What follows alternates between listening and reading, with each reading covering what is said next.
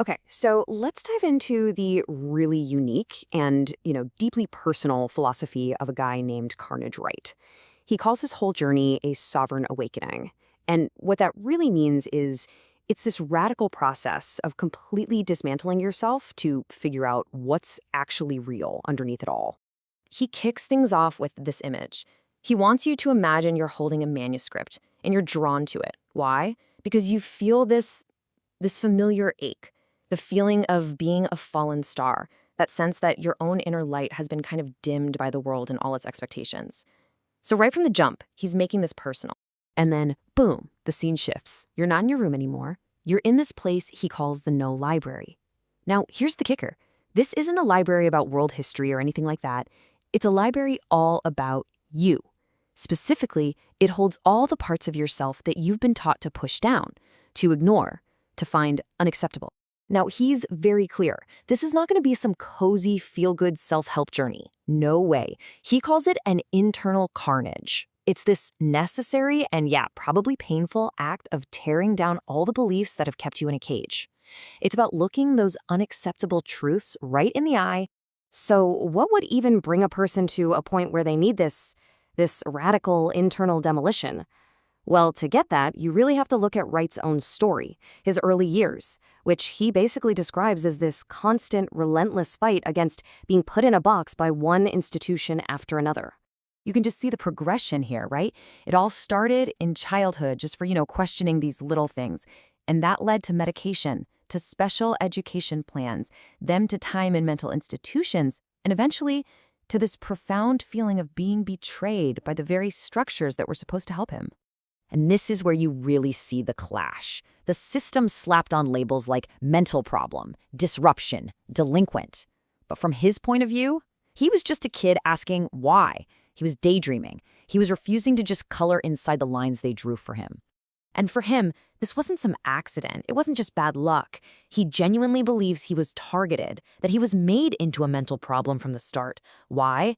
To basically discredit him before he could ever grow up and challenge authority. It's like they were writing his story to undermine him before he could even find his own voice.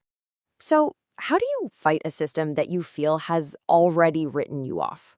Well, to even process it, Wright had to create his own language, his own framework for understanding the world.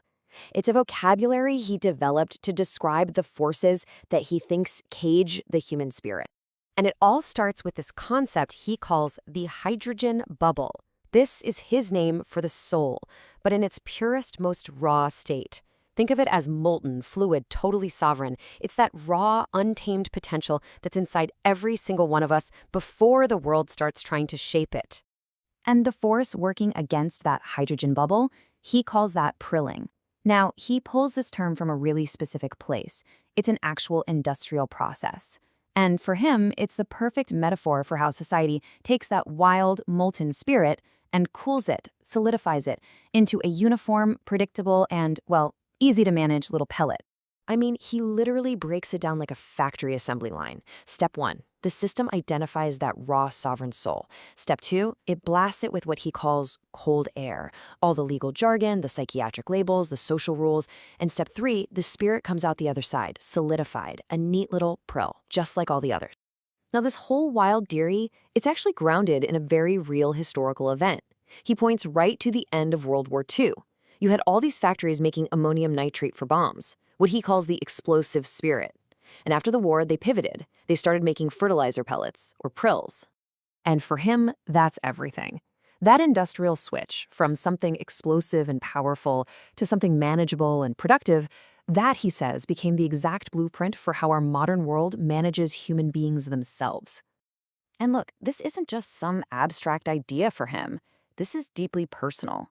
He connects this whole concept of prilling directly to the real-world companies and institutions that have been part of his own life story.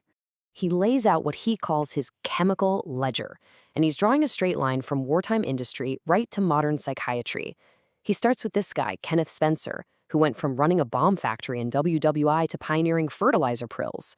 Then he connects that legacy to MRI Global, who he sees as creating the software of control, and finally to the Research Psych Center, who he says keeps the patient ledger for people just like him. So, if you feel like you're trapped inside this architecture of the cage, what do you do? How do you possibly get out? Well, according to Wright, you don't fight it from the outside. You have to start a war on the inside. And this is where he poses the question directly.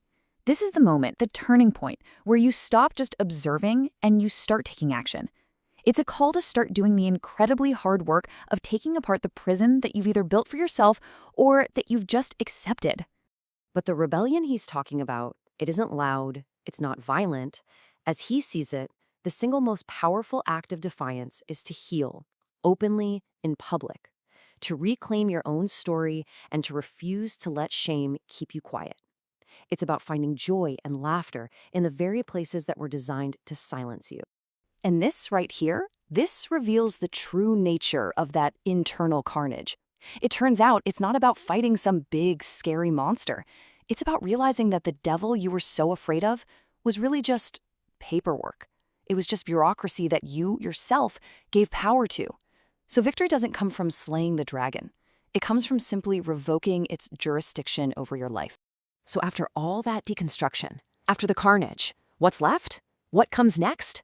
Well, the final stage of this journey is all about creation, about expression. It's about finally finding and then singing your own authentic song.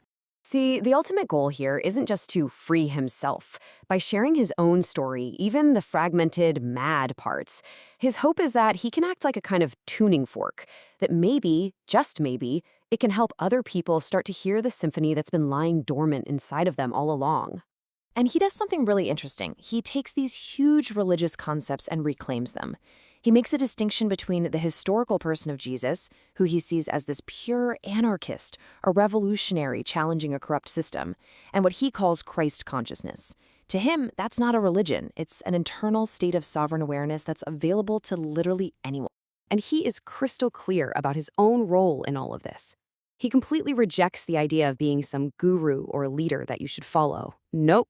He sees himself simply as a vessel for the message. He's the voice, sharing his verse, in the hope that it inspires you to find yours. And in the end, his final message just turns everything right back around to you, to the individual, with this one powerful question. He's basically saying that we all have the power to write our own reality. We've just forgotten that we're the ones holding the pen. So the only question that really matters is, what story are you going to write next?